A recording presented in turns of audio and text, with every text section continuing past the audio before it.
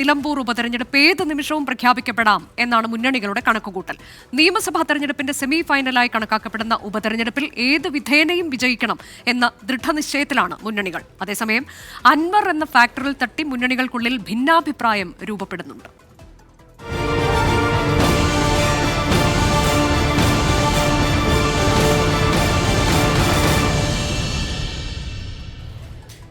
നിലമ്പൂർ ഉപതെരഞ്ഞെടുപ്പിന് മുൻപ് UDF മുന്നണി പ്രവേശം വേണമെന്ന PV അൻവറിന് മുന്നിൽ ഉപാധികളുമായി എത്തിയിരിക്കുകയാണ് കോൺഗ്രസ്. തൃണമൂൽ കോൺഗ്രസിനെ ഒഴിവാക്കി വന്നാൽ മുന്നണി പ്രവേശമാകാം എന്നാണ് കോൺഗ്രസിന്റെ നിലപാട്.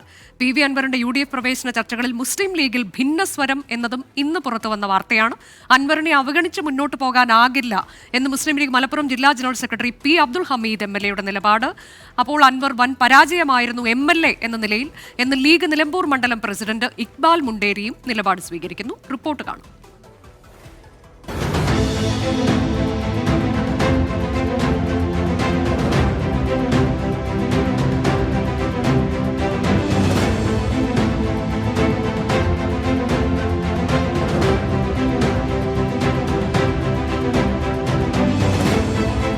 തൃണമൂൽ കോൺഗ്രസ് വഴി PV അൻവർ UDFൽ എത്തേണ്ട എന്നാണ് കോൺഗ്രസിലെ ധാരണ. പകരം PV അൻവറിന് മുന്നിൽ കോൺഗ്രസ് വെച്ച ഫോർമുല ഇങ്ങനെ: പുതിയ പാർട്ടി രൂപീകരിച്ചെത്തിയാൽ അൻവറിനെ സ്വീകരിക്കാം, പുറത്തുനിന്ന് പിന്തുണച്ചാലും സ്വീകരിക്കും. തൃണമൂൽ കോൺഗ്രസിനെ എടുക്കാൻ കഴിയാത്ത രാഷ്ട്രീയ സാഹചര്യം വിശദീകരിക്കും. വഴങ്ങിയില്ലെങ്കിൽ മറ്റു വഴികൾ ആലോചിക്കാനാണ് കോൺഗ്രസ് തീരുമാനം. PV അൻവറിനെ മുന്നണിയിലേക്ക് എടുത്താൽ പിന്നീട് തലവേദനയാകുമോ എന്ന ആശങ്ക UDFലെ ഘടകകക്ഷികൾക്കും ഉണ്ട്. നാളെയാണ് PV അൻവറുമായുള്ള കോൺഗ്രസ് നേതാക്കളുടെ കൂടിക്കാഴ്ച. പ്രതിപക്ഷ നേതാവ് VD സതീശനും മുൻ പ്രതിപക്ഷ നേതാവ് രമേശ് ചെന്നിത്തലയും കൂടിക്കാഴ്ചയിൽ പങ്കെടുക്കും. കന്റോൺമെന്റ് ഹൌസിൽ രാവിലെ 10 മണിക്ക് കാണാം എന്നാണ് അൻവറിനെ അറിയിച്ചിരിക്കുന്നത്. നാളത്തെ ചർച്ചയിൽ അടുത്ത നിയമസഭാ തെരഞ്ഞെടുപ്പിലെ സീറ്റുകൾ സംബന്ധിച്ച ചില ഉറപ്പുകളും കോൺഗ്രസ് നൽകും. അതേസമയം അൻവറിന്റെ UDF പ്രവേശ ചർച്ചകളിൽ തട്ടി മുസ്ലിം ലീഗിൽ തിരഞ്ഞെടുപ്പിന് മുൻപേ ഭിന്നസ്വരം ഉയർന്നു.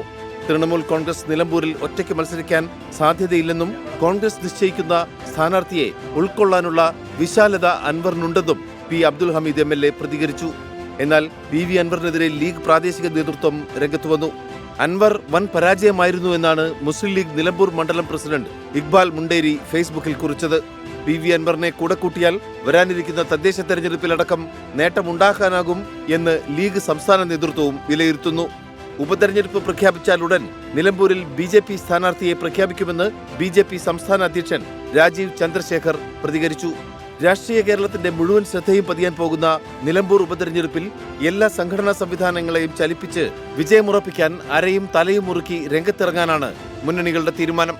News desk 24.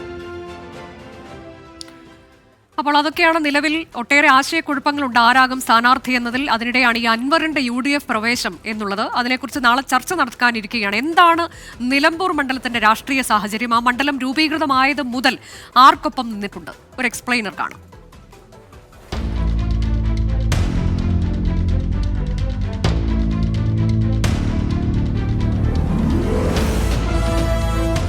ഉപതെരഞ്ഞെടുപ്പിനൊരുങ്ങുന്ന നിലമ്പൂർ നിയമസഭാ മണ്ഡലം ആദ്യ തെരഞ്ഞെടുപ്പിൽ LDFനൊപ്പം നിന്ന മണ്ഡലം പിന്നീട് പതിറ്റാണ്ടുകളോളം UDFന്റെ ഉരുക്കുകോട്ടയായിരുന്നു. മണ്ഡല രൂപീകരണത്തിന് ശേഷം നിലമ്പൂർ രാഷ്ട്രീയ കേരളത്തിന്റെ ശ്രദ്ധാകേന്ദ്രമായി മാറിയത് 2016 ഇടത് തരംഗത്തിൽ മണ്ഡലം PV അൻവർ പിടിച്ചെടുത്തതോടെ. നിലമ്പൂർ താലൂക്കിലെ നിലമ്പൂർ നഗരസഭയും അമരമ്പലം, ചുങ്കത്തറ, എടക്കര, കരുളായി, മൂത്തേടം, പോത്തുകൽ, വഴിക്കടവ് എന്നീ ഗ്രാമപഞ്ചായത്തുകളും ഉൾപ്പെടുന്നതാണ് നിലമ്പൂർ നിയമസഭാ മണ്ഡലം.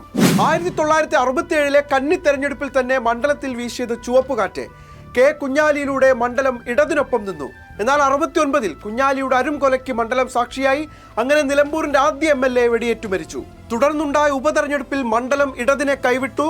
77 80 കോൺഗ്രസിനൊപ്പം നിന്ന മണ്ഡലം 82 TK ഹംസയിലൂടെ ഇടതുപക്ഷം ചുവപ്പിച്ചു. 87 മുതൽ 2011 വരെ നിലമ്പൂരിന്റെ രാഷ്ട്രീയ മനസ്സ് തുടർച്ചയായി UDFനൊപ്പം തന്നെ നിന്നു. 6 തവണ മണ്ഡലം കീഴടക്കിയ ആര്യാടൻ മുഹമ്മദ് കോൺഗ്രസ് മുന്നേറ്റത്തിന് അടിത്തറ പാകി.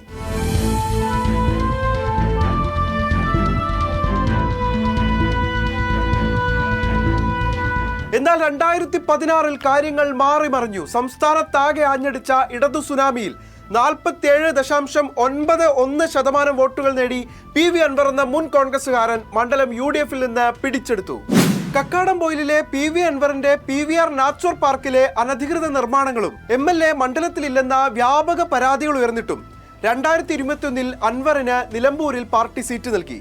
കടുത്ത മത്സരത്തിൽ VV പ്രകാശിനെ പരാജയപ്പെടുത്തി 2700 വോട്ടുകളുടെ ഭൂരിപക്ഷത്തിൽ അൻവർ മണ്ഡലം പിടിച്ചെടുത്തപ്പോൾ ഇടതണികൾക്കിടയിലെ സൂപ്പർ ഹീറോ ആയി അൻവർ.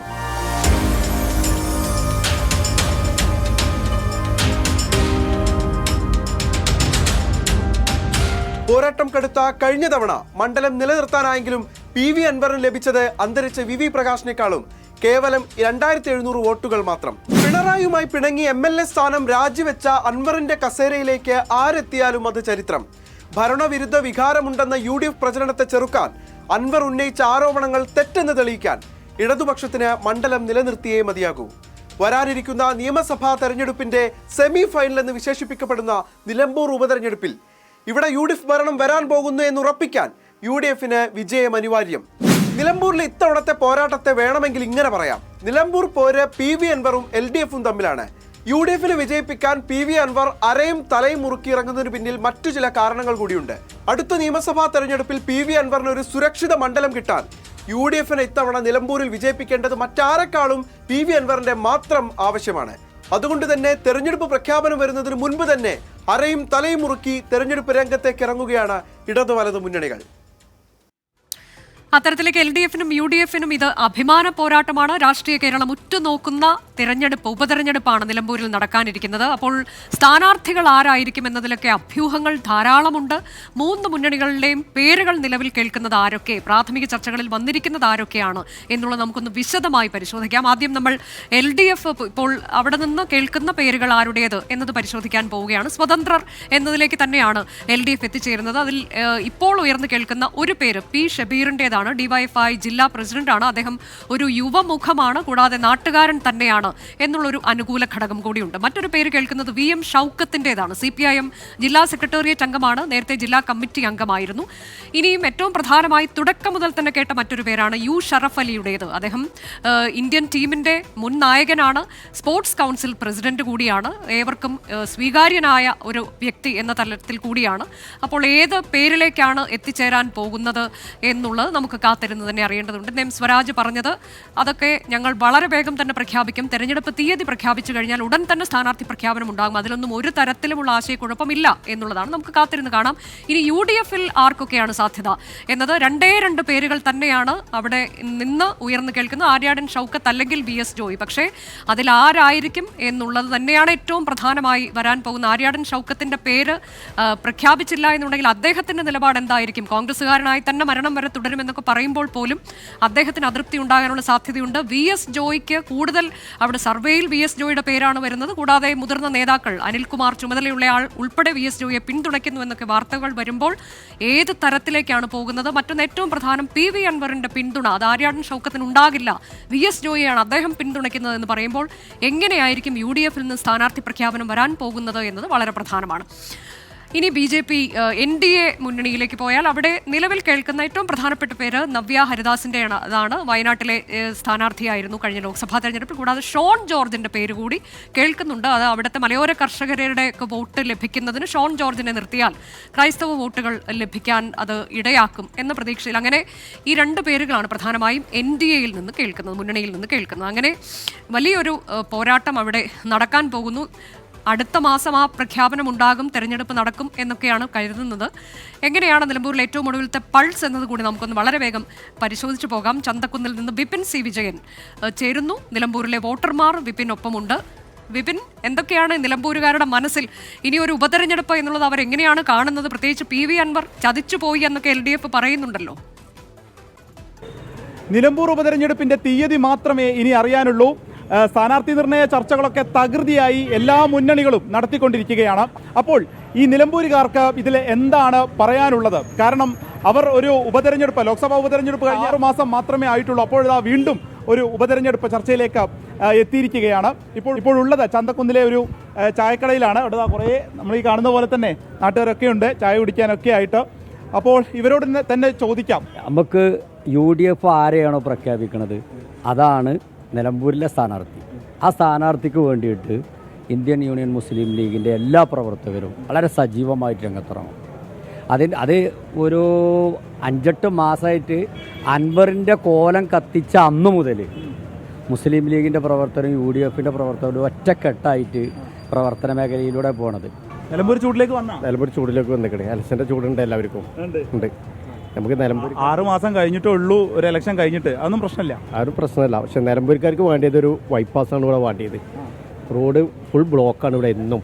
അല്ല, അതിപ്പോൾ ഇലക്ഷൻ പ്രമാണിച്ച് വന്നതല്ല, അതിപ്പോൾ ഇതിൻ്റെ മുമ്പും വന്നിട്ടുണ്ട് ഇങ്ങനെ. പിന്നെ ഇതേമാക്കനെ 100 കോടി 150 കോടി 200 കോടി അറിഞ്ഞാണ്ട്. പക്ഷെ അതൊന്നും പ്രാബല്യത്തിലായിട്ടില്ലല്ലോ. ഇപ്പം 200 ചില്ലാനും കോടി അനുഭവിച്ചു. ഇതേമാക്കനെ മന്ത്രിസഭ കൂടിക്കണോ പോലെ അറിഞ്ഞിക്കണമെന്ന് ഓൽക്കന്നെ അറിയില്ല. അതിപ്പോൾ എതിരാളികൾ പറയണത് ഇപ്പോൾ LDFന് ഇവിടെ സ്ഥാനാർത്ഥിയെ കിട്ടാനില്ല എന്നുള്ളതാണ്. അതിലിപ്പോൾ എന്താ എതിരാളികൾ പറയും? എതിരാളികൾ പിന്നെ 2016 തൊട്ട് പറയൽ തുടങ്ങിയിട്ട്. പക്ഷേ എതിരാളിക്ക് 41 സീറ്റ് തന്നെ അന്നും ഇന്നും ആ 41 സീറ്റ് തന്നെ. 10 വർഷത്തെ നിലമ്പൂരിൻ്റെ വികസനം തുടർ ഭരണം കിട്ടിയിട്ട് എന്താണ് നിലമ്പൂരിന് ലഭിച്ചത് എന്നുള്ളത് നമ്മുടെ മുമ്പ് തന്നെ അറിയാം. നിലമ്പൂർ ബസ് സ്റ്റാൻഡിൻ്റെ അവസ്ഥ എന്താണ്? ഇത് പൊളിച്ചിട്ടിട്ട് ഏറെ നമ്മുടെ സ്ത്രീകൾ സഹോദരിമാർ ഒന്ന് മൂത്രമൊഴിക്കാനുള്ള സൗകര്യം പോലും ഇല്ല. അതിന് വരെ പ്രാപ്തിയില്ലാത്തൊരു സർക്കാരാണ് കേരളം ഭരിക്കുന്നത്. അതുപോലെ തന്നെ ഇവിടെ പറഞ്ഞത് ഗവൺമെൻറ് കോളേജ്, എല്ലാ മണ്ഡലങ്ങളിലും ഗവൺമെൻറ് കോളേജ് വളരെ നല്ല രീതിയിൽ പുതിയ കോഴ്സുകൾ വന്ന് സാധാരണക്കാർക്ക് പഠിക്കാനുള്ള ഒരുപാട് അവസരങ്ങൾ ഉണ്ടാകുമ്പോൾ നിലമ്പൂരിലെ ഗവൺമെൻറ് കോളേജ് സഞ്ചരിക്കുന്ന ഗവൺമെൻറ് കോളേജാണ്. കഴിഞ്ഞ വർഷം വേറെ സ്ഥലത്താണെന്നുണ്ടെങ്കിൽ ഈ വർഷം വേറെ സ്ഥലത്ത്, സ്വന്തമായിട്ട് കെട്ടിടം പോലുമില്ല. അപ്പോൾ സ്ഥാനാർത്ഥി ചർച്ചകളൊക്കെ സജീവമായി തന്നെ ഒരു വശത്ത് നടക്കട്ടെ. പക്ഷേ ഈ നാട്ടുകാർ അവർ ഓരോ വിഷയത്തിലും സജീവമായി തന്നെ ചർച്ചകൾ തുടരുകയാണ്. അത് തിരഞ്ഞെടുപ്പിൻ്റെ ബലത്തെ തന്നെ സ്വാധീനിക്കുന്ന തലത്തിലേക്ക് ഉയരുമെന്നും വരും ദിവസങ്ങളിൽ കാണാം. ബിപിൻ സി വിജയൻ, 24 മലപ്പുറം.